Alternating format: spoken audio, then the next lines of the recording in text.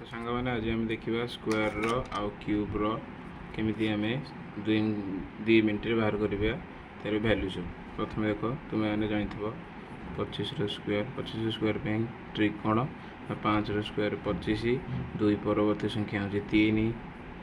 2 गुणन 3 3टा हूँ परवर्ती संख्या 3 गुणे 6 ताल आम पाइले 625 एमती तुम बड़ बड़ संख्या कर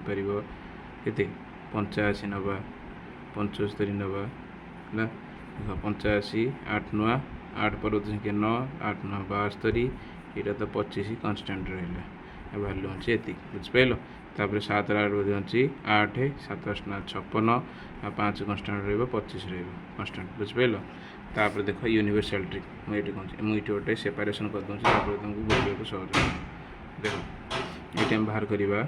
मनकर गोटे मुझे रैंडम संख्या नेली के 33 नेली 33 स्क्वायर आम किपर दुमकिन बाहर करवा एत तो आम मन रखिपारानी आम बाहर करवा कि देख सॉरी वीडियो टी एपट सेपट हो देख फास्ट आम कौन करवा 3 3 9 मुझे 0 9 लिखिली ये 3 3 9 लिखिली 0 एपट लिखा दरकार नहीं कहीं एपट 0 किसी भैल्यू भी नहीं तब देख एमती मुझे एमती मल्टीप्लिकेशन कर कौन ना 3 3 9